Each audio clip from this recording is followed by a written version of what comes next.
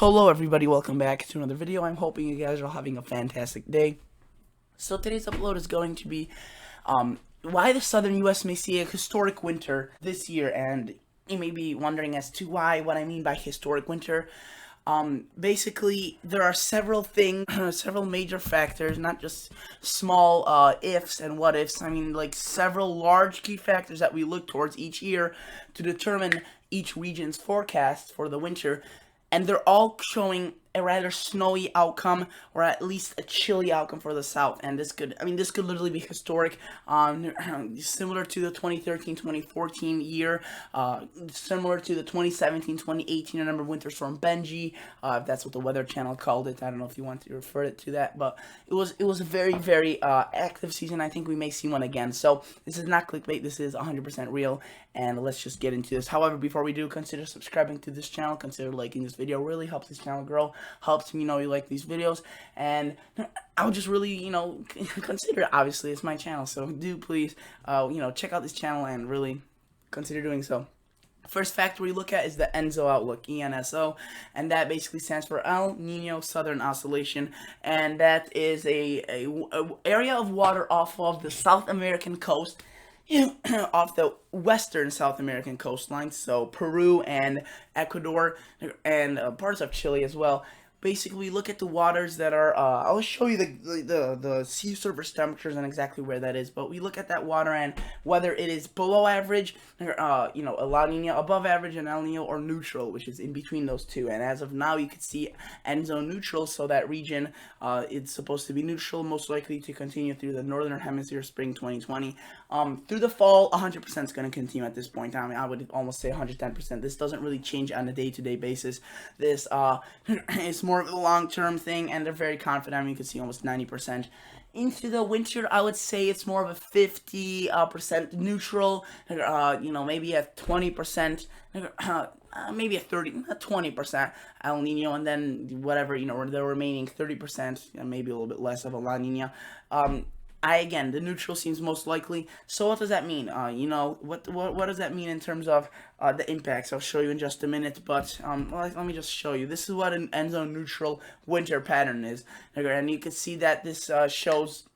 And let me explain to you why this means a very good, possibly snow conditions for the South. So you look at this, and I apologize if it's a bit blurry, but if you look at this, and you can look at it, and you notice it's wet and warm for the South.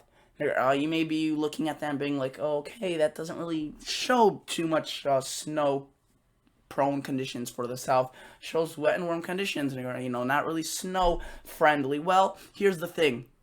This is wet and warm at times. If you were to kind of take a screenshot or a snap picture of the winter and at its whole, this is what a typical ENSO neutral winter pattern looks like. And you may be looking at that being like, okay, well then that doesn't really look too historic for the South. Well, here's the thing, guys.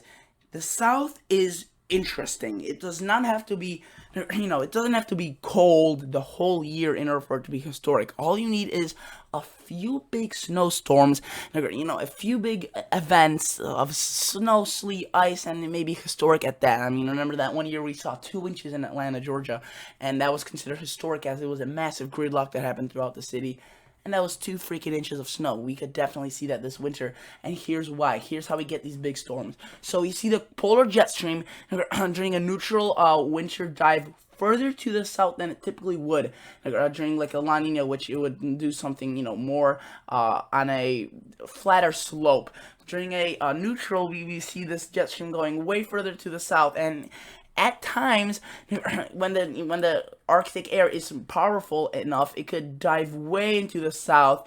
And when we see the subtropical jet stream still trying to get into the area of the south, where you see it's outlined with the wet and warm, and we see these two clash, this cold and this wet and warm conditions. Basically, when we see wet and warm conditions overriding with cold, we either see snow, when the layer of coldness in the atmosphere is thick enough where it doesn't really melt into a sleet ball, or freezing rain. But even if it is freezing rain or sleet, that still could be historic in many terms, producing power outages, many issues.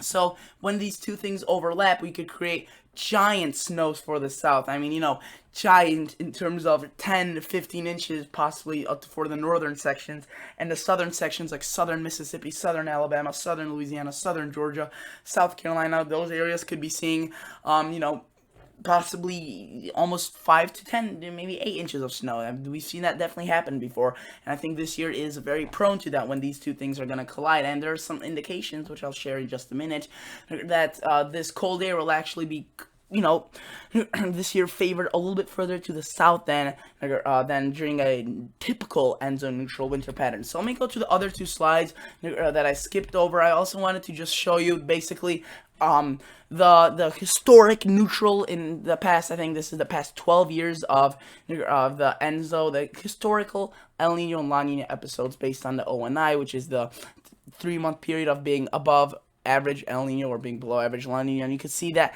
during that 2013-2014 winter, I mean, all of them were either La Nina or El Nino for the past 12 years. There was this one winter where it was neutral. There are actually two winters, but this wasn't a true neutral pattern. This was a little bit skewed, this 2012 one. But I could get into that into a different video. But if you look at the 2013-2014, that was a true neutral pattern. And basically what I want to say by that is in 2013-2014 we saw Winter Storm Leon. Now I don't know if you can read this, but I'll read this to you. So this is a summary I found from the Weather Channel. As I think this was the Weather Channel, or they wherever I got this from, they sourced this from the Weather Channel. And you could see that they write Winter Storm Leon formed on January 27th. Leon was a major winter storm for parts of the south southern mid-Atlantic. The storm was also clipped Cape Cod with accumulating snow, but mainly it was centered across the south, not necessarily the northeast. The storm snarled traffic in both the Atlanta and Birmingham areas. That is where that gridlock happened. That was the storm, and this was also 2014, by the way. Forcing many drivers to abandon their cars and seek shelter through that overnight. School and business closures were widespread. Leon dissipated on January 29th. So this was, a typical storm in terms of its length, 2-3 days. But the thing was that it was way in the south. I mean, as you could see, it snarled traffic in both Atlanta and Birmingham areas, and many others as well. These were just the ones that were most pronounced by the news and media because it was so eye-catching. I mean, the images that poured in from these areas were children at schools being, held overnight over a period of several days, sometimes even a week. There was many, again, drivers that had to get out of their cars and just abandon the cars because it was just a gridlock. Not necessarily from the amount of snow, just from the panic that happened from the predicted amount, which wasn't nearly as much as they previously thought. But I'm just saying that, there we have a neutral. This was a neutral where the storm occurred. We could definitely be seeing more of these, and it's a definite pattern, definite trend. Whenever you see a neutral ENSO, El Nino Southern Oscillation, we see more of these type of systems. We see more of these southern tracking storms, and that is because, again, they get energy from the polar jet stream, or mainly the cold air, and the energy comes from the subtropical jet stream, which sometimes actually collides with the Pacific jet stream, because this is kind of like the average picture. This isn't just a winter as a whole, and sometimes these two could combine, form, a big system kind of thriving, kind of almost like a bacteria in wet and warm conditions, and then once it reaches a cold, it could, quickly turn into snow or sleet before, eventually it loses its energy as it hits that cold air, but before it does, it could leave plenty of inches of snow. So, again, this is what I was talking about. This is the ENSO region. El Nino Southern Oscillation region extends from Papua New Guinea, again, the eastern or the western section of the ENSO, and then the eastern section of the ENSO is western South America right there. And we really care about the waters in this area. So as you can see, we are looking at chillier temperatures right here. Now, you could definitely see it's marked by blue colors, so that would be more indicative of a La Nina here. But why is it a neutral then? But notice how it's pretty warm across these areas. Not horribly warm, but not or I should say warm enough to produce a neutral rather than a La Nina. And then we see more chillier conditions across the east again. So this is not an El Nino or a La Nina. It's not an El Nino Modokai. It's not a La Nada. It's just a neutral. So that makes our situation easier. And this is, again, what will create a huge impact on this year's winter. Another thing I would like to point out is, while we have this picture pulled up, which, in case you're wondering, is yesterday's temperature anomaly, September 19th, and this is recorded on September 20th. and you can see that there are warm waters across the Gulf of Alaska. And now you may be wondering, okay, yeah, it's warm across the Gulf of Alaska. That's like 3,000 miles from where I live, or depending where, if you live in even in the more northern tip of the Northwest, at least 1,500 miles away from you. Why does this matter? It has a huge impact on you, actually, very huge impact. So it's warm waters, so that usually means that, and it does in this case, this year's case, mean that there's a high pressure parked over that area because warm air rises from the warm water. It is above average. We create a dome of of warm air. This creates a high pressure to form. We see nice pleasant conditions across these areas. Doesn't necessarily mean that the water is really warm, verbal quotation marks. It rather indicates that it's above average, and whenever it's above average, we see this high pressure starting to develop, and all high pressures spin clockwise in the northern hemisphere. And if you look at this, you can draw this out. Basically, this is not going to be perfect to size, not to scale, but basically what we have is this high pressure spinning clockwise. So what does this do to the jet stream, which is meandering its way across the polar jet stream, I should say, across the Asian continent and Eurasia and then Europe? So what does this do? Well, this high pressure, it can't just go right through it and just kind of split in half. That's not how it works. It has to go around it, take the path of least resistance. It could go under it. It definitely could. But again, this high pressure is spinning clockwise, so that's not going to happen. And 99% of the time it doesn't, and it goes like this. So by the time it kind of like, I compare this to a rubber band. In order for itself to equal itself out, if you pull a rubber band in one way, before it comes to a standstill, it bounces back almost as far in the other direction, before it bounces smaller and smaller distances until it comes to a standstill. This is kind of the same thing. Kind of pulls it, and then it bounces back itself up and tries evening itself out, and then becomes more regular into Europe.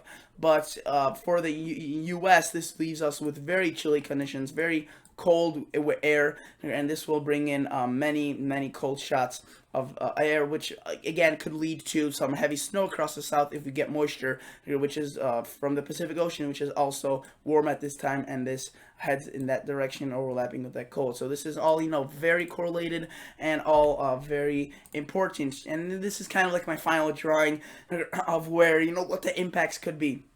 So I think that typically the areas in the red always see some snow during the winter. Maybe the further north you go, obviously the more you see. But last year they definitely did see some snow in these areas. Maybe not a whole lot, but there was. I think this year, again, the chances for a big snowstorm will be elevated.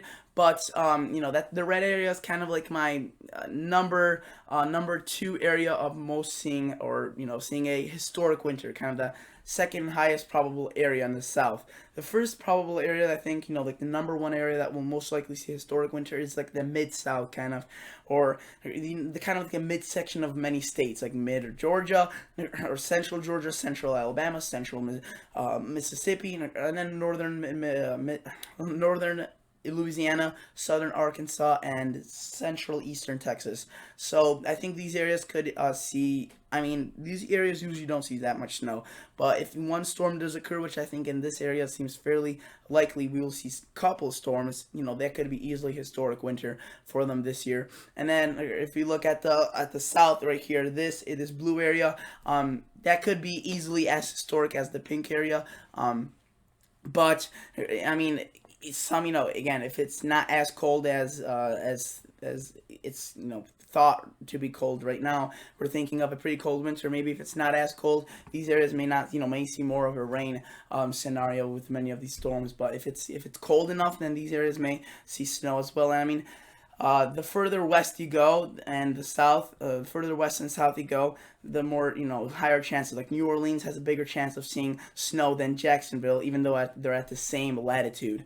They're at the same latitude. It's just the way how the United States and how the northern hemisphere jet streams work. Usually more snow is associated in these areas rather than these areas at the same latitude. So hopefully that kind of gives you an insight on what to expect this winter if you live in the south. Hope you learned something new.